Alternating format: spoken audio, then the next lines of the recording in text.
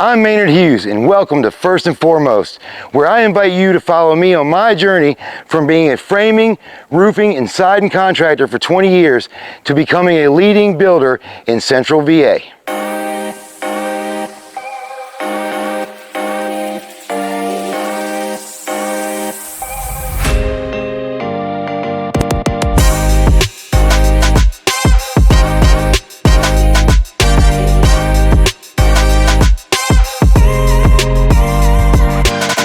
Welcome back to our Build Your Shed series. Today we're going to be looking at how to properly install a window. One of the first things you should do before you install the window itself is make sure that it's in good condition. And that means checking the nail and flange around the perimeter of the window. These things are packed by the dozens, shipped by the hundreds, so you really need to make sure that what you're putting on your house is quality window and ready to be installed. You can see our nail and flange around the perimeter seems in really good condition. These 45-degree nips in the corner are actually there intentionally to divert water away from the edge. You'll notice in the front that some window manufacturers have a pre-made J-channel so that your siding material can slide right in. Just make sure all of that is not cracked or snapped or actually even missing a piece. And if that's okay, it's a good window. After you've checked your window and made sure that it's in proper and quality condition, you need to check your rough opening size. Your rough opening should have a little bit of play side to side and up and down. Our particular window measures 27.5 inches wide and 59 5/8 tall. So our rough opening is approximately 28 1/8, and our up and down is about 5 foot, half of an inch. So we do have a proper amount of play all around the perimeter, so it leaves us a little bit of room for adjustments. Okay, the next step after we've checked our rough opening size is to make sure that our flashing is properly installed. We have our home wrap wrapped all the way inside the jamb. Now you want to make sure it goes all the way inside the jamb. So if there is any moisture or vapor that gets through, it will fall down your house wrap over your vinyl flashing out of the weep holes like it's designed to do. When you go to install your vinyl flashing, in this case we have already done the majority of the vinyl flashing, but you want to make sure that the flashing goes 4 to 6 inches past the sides of the window. You can raise the first piece up equivalent to the depth of the wall that you're working with. So if you have a 2x4 wall or 2x6 wall or 2x8 wall, just make sure that you have your flashing so that when you cut the vertical cut, it lays all the way down and makes it to the inside of the jamb or sill. After you've cut that vertical cut and folded that over and tacked it with your slab tacker or button caps, you need to cut a smaller piece contrary to the cut that you made on the first vinyl piece. And that is to kind of create a scissor action and close that gap that it creates at the bottom. Now you're never ever going to be able to get rid of that completely. So what we do is take some of the window flashing. You're going to want to install that directly in the corner so that we don't have to rely on caulking. Now caulking is good for temporary periods and cosmetic view, but it does fail. All caulking fails. So the more you can not rely on caulking, the better. So you want to put this right over the corner gap that it creates and kind of bend it in and make sure it's pressed all the way down to the vinyl. You don't want to cut that or create another cross cut because then the vapor and moisture will be able to fall in that area. Do both sides, and like I said, make sure it's pressed nice and tight into that corner.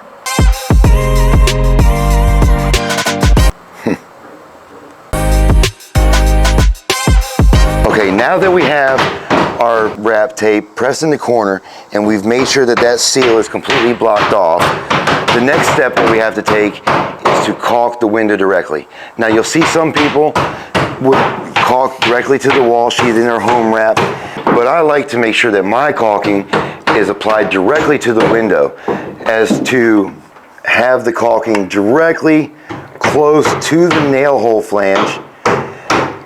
Because when we nail the side of that window, that's where all the pressure is going to be, and it's going to force that caulking directly against the sheathing and create that seal that we're looking for.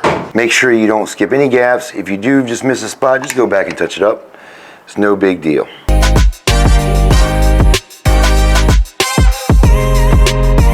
So now that we have the caulking applied directly to the window, we need to adhere a little bit to the outside, come up about 1 or so inches up the edge on the side itself.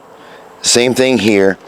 And you can always just add a little dab where we press that down just for an extra safety measure, just in case. Now to set the window, I like to open my windows to pick it up in the middle and make it a little easier to set. So you can just slide this out, or you can grab a little help. But one major thing that's important is to set the bottom in first, as to not smear or ruin all the good caulking we did at the bottom. Pull that in nice and tight.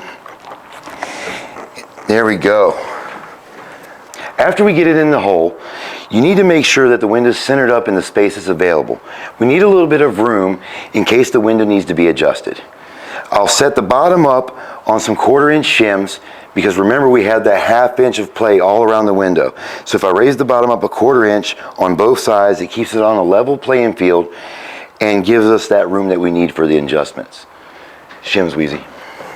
Okay, now I've got these shims placed nice and tight under the window. We have a little room there to adjust.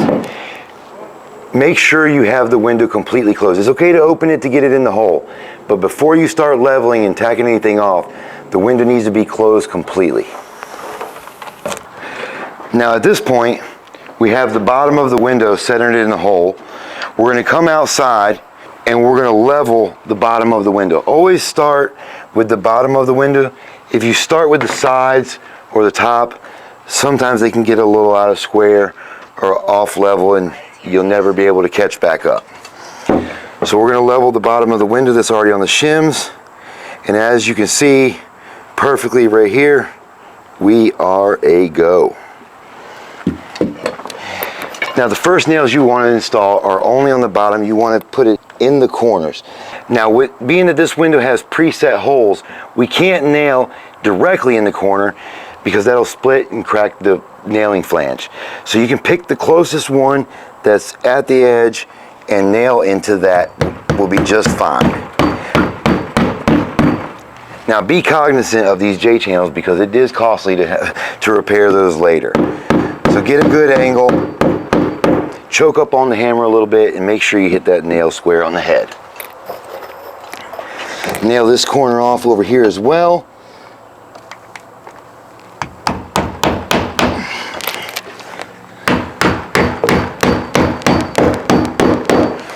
Okay, now once we have the bottom tacked off, it's time to level or square the sides. Now I like to use a long straight edge for my windows because sometimes you'll notice that they have any bows or twists in them, but as you can see here, this window is nice and straight. So we'll just read our level the way it is. We'll check this side actually. Same thing, looks really good. These are some really nice windows. Now as always, before you start your install, you probably need to check your manufacturer's pamphlet. Sometimes there are certain things in there that specific window companies require that may or may not void the warranty. So always check your warranty pamphlet. This window needs to be adjusted a little bit to that side. Wheezy, empujarme para allá. Ahí más, ahí está. Ahí está. All right, so we're really good there. So now we're going to tack off the upper 2 corners as well. Now remember, be really careful of that J-channel flange. That is going to stay visible later and would be really a horrible event to have to replace that at this point. Now once you have the 4 corners tacked off, again, if you haven't already, check the side of the window with a straight edge or a string line, whatever you have available. This window is pretty straight and nice, so we'll be able to tack this off all the way around. Now above the windows, you always want to fill every single hole. Whether it's a single window, double window, triple window, you want to make sure that every hole is filled on the upper portion of the window. On the sides and bottom, being that these holes are 4 inches apart, you can actually skip every other hole.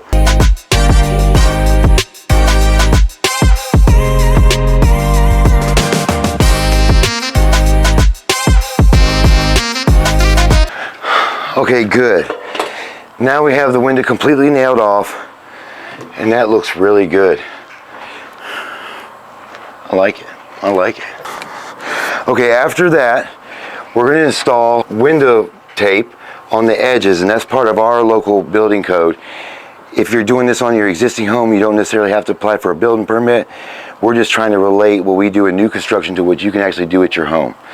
If you look back at our Build Your Shed series exterior wall video, you'll learn a little bit more about the flashing and the upper vinyl as well, how that's installed. Now I've just magically have these 3 pieces of tape waiting for me from my good friends on the inside. Now one key part of the window tape is that you need to do the sides first. Now again, in our county, they do not require tape on the bottom of the windows. It's really not necessary. So we're going to install the sides first and the top last so that we can have that overlap from top to bottom. Water always runs downhill. So you want to start from the bottom and work your way to the top as far as how the tape is installed, so that if water comes off that upper flashing, it will not get behind the side flashing. Make sure this tape is nice and pressed in, really smooth. We don't want any bubbles.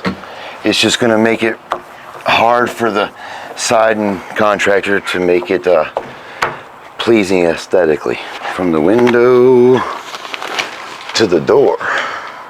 Now I can kind of guide this tape down with my hand and just pull from behind the under layer all the way down, and again equally to the vinyl flashing that we installed underneath the window. You want this window tape to go 4 to 6 inches past, above and below. This is some super sticky stuff. It's one of my favorite tapes that I install. Each builder that I work for has their own brands and things they like to work with, but this and Pella series are 2 of my favorites. Make sure you extend all the way to cover that first tape. Hold a little pressure here and you'll be able to pull that plastic right from behind it and it won't get away from you. Again, make sure that contact to the lower level is really smooth and closed off, as well as to the nailing flange above the window. You can kind of feel that there with your hand. Now above here, we want to make sure it sticks to the wall sheathing as well. Now that window tape is nice and smooth. We're going to pull the flashing down from above the window so that the inspector knows that it's flashed properly above. We have our sealant, again, which you can refer to back in the exterior wall video to see how that's installed. Last things about the window. A lot of manufacturers will require that you shim the sides so that way it doesn't bow in or out, and put low expansion foam insulation on the sides and bottom and top as well, so that it doesn't push that window too tight and then it prohibits the operation of the window itself. Let's check and see how we did.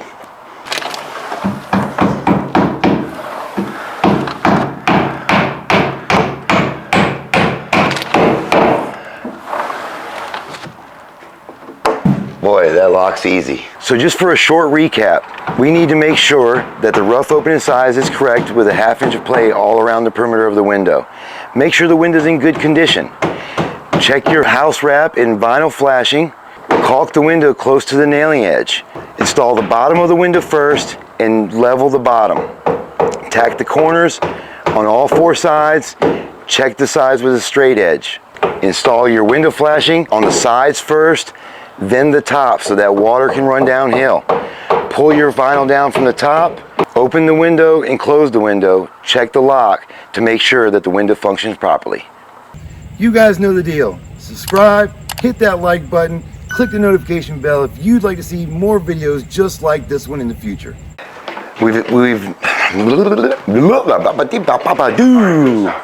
Okay, so now that we have the caulking, please just don't talk. Give me a second.